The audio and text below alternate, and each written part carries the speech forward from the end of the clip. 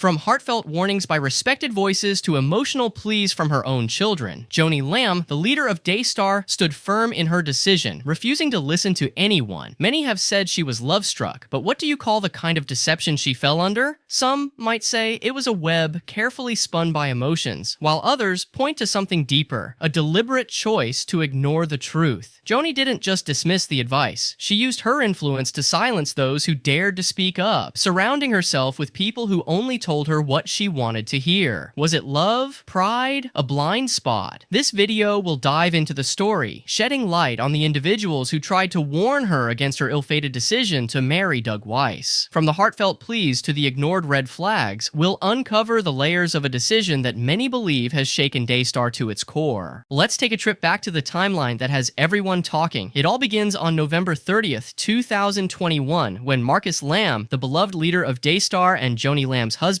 tragically passes away. The loss shook the ministry and its followers, leaving a legacy many believed Joni would continue with care and prudence. Fast forward to January 27th, 2022, when Doug Weiss, a Christian psychologist and counselor, files for divorce from his wife of 30 years, Lisa Weiss.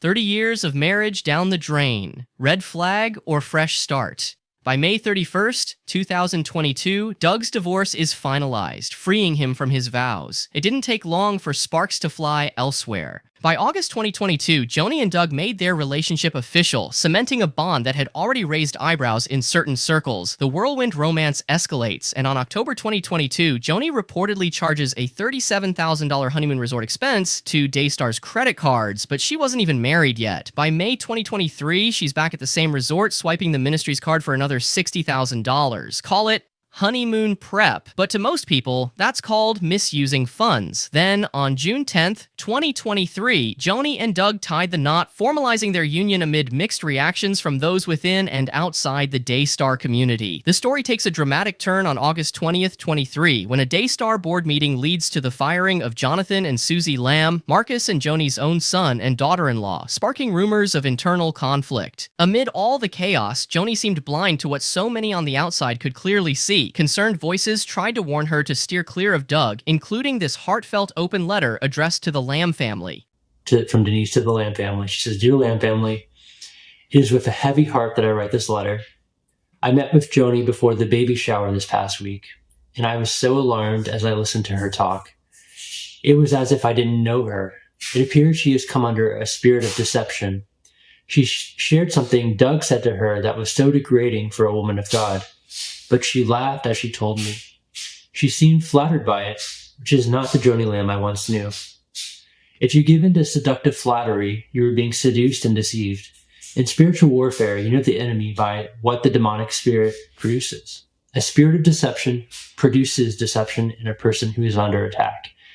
A spirit of deception operates through flattery to first gain access. A man will use flattery to find the weak area in the soul of a woman. And once a woman is under the deception of flattery, she can be manipulated. Galatians 5 says, "Do not have fellowship with the unfruitful works of darkness, but rather reprove them." When darkness is operating, we have two options: to either laugh at it and fellowship with it, or confront it. This is why flattery precedes deception. If a person gives in to flattery, they become trapped and deceived. The flattery gives the enemy full access to your weakest area. I voiced my concerns to Joni about Doug at the very beginning when they started dating, but she refused to hear me and defended him. This is when I became alarmed. I knew she had come under a spirit of deception. The things I warned her about were the things that she once voiced strong convictions about. When a person is under a spirit of deception, they begin to change right before your eyes, and it's as if you don't know them anymore. They say things that they would have never said before. This is why I want to voice my concerns for Daystar. This is an attack against Daystar. Marcus and Joni set such a high standard for Daystar over the years that the viewers will not be fooled. They will be able to see the deception. As viewers begin to see the change in Joni, they will know that something is off and viewing will drop drastically. They've been under the anointing of Marcus Lamb for many years, so they won't be deceived, but they will know something is wrong, and they will discern the difference in the new leadership. The Daystar family has been under the leadership of Marcus Lamb, who stood for truth and righteousness. The Lord has shown me what the enemy is using Doug to do. If Joni falls for it and hands over leadership to Doug, the Daystar viewing audience will see through his deception. He is a wolf in sheep's clothing. He is of no caliber for such a high platform. He's being used by the enemy to take Daystar down. Joni didn't endorse divorce until she came under this deception, and using the Daystar platform, the enemy has successfully mocked the marriage covenant using one of the strongest Christian TV networks in the nation. My perspective of Doug came after spending several days with him. I voiced to her that the issues in the first marriage needed to be confronted before going into this marriage. Your mom agreed that they would hear me out at first, but once Jimmy Evans fully approved of Doug, she told me that they would not be interested in talking to me. After spending 3 days with Doug, I am fully aware of the deep-rooted issues that caused Doug's first marriage to fail. The alarming thing is, what took the first marriage down is casually being embraced. When I met with your mom on the Friday before the shower, she rehearsed all the people's names again who were endorsing the marriage to Doug. Since I know the root issues, I see the warning signs that others don't see. Jimmy Evans knows Doug according to what Doug wants him to know. So therefore, Jimmy Evans is endorsing this marriage without having the full knowledge of what really happened to the first marriage. How can you know he's safe for Joni if you don't know the root issues behind what really happened? Joni's well-being, her health, her integrity, and the family legacy, and the millions of people who trust Daystar are all at risk. We need to pray for Jimmy Evans that he will realize what the stakes are and that how they're so high for the kingdom of God. I will be praying for each of you to have discernment and to not push the minimize button when you get a check. You have been disciplined for years by Marcus, and I'm praying for the sake of Daystar that you will put all past hurts aside and come together as one. That's the only way you will be able to get your mom to see the truth. I am willing to meet with all of you and speak on your behalf with your mom. I love you all, Denise. Okay, so after that, we saw that letter, I jumped into action mode.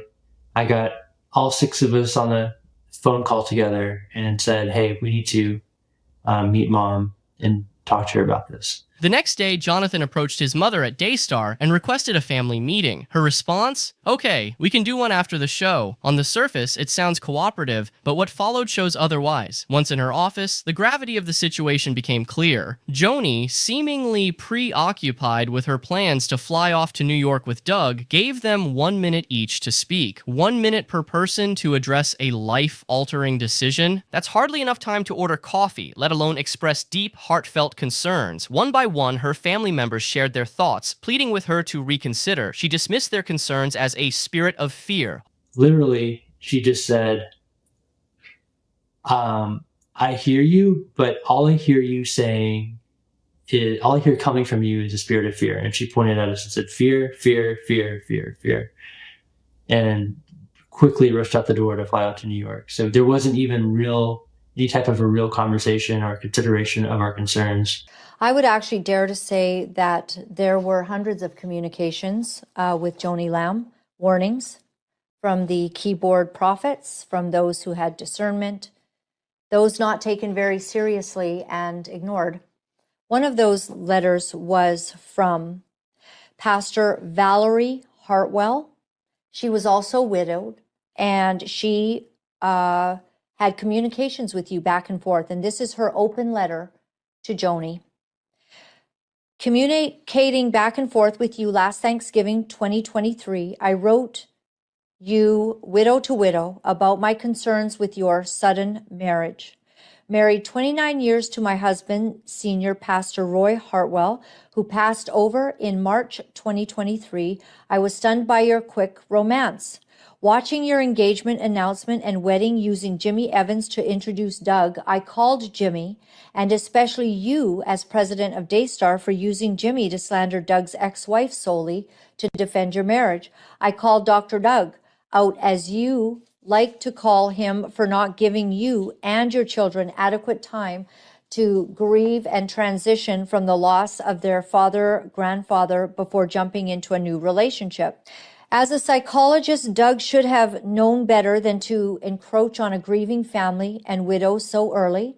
This is shame on him, but double shame on you as a mother, grandmother, and president of Daystar for allowing this unsavory, ungodly marriage to occur that has fractured your family and Daystar.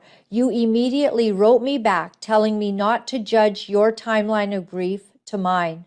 What grief, Joni? You barely waited 6 months till Doug's divorce was final to nosedive into this relationship.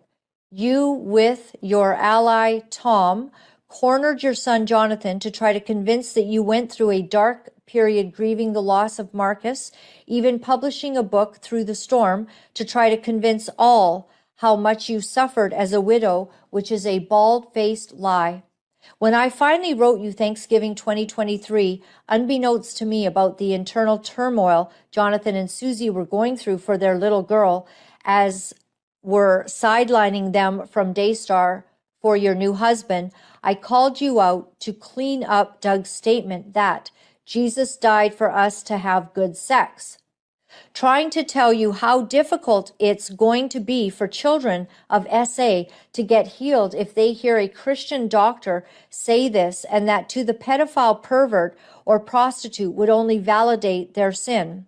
My mother once told me this: men come a dime a dozen, but you can never replace your kids.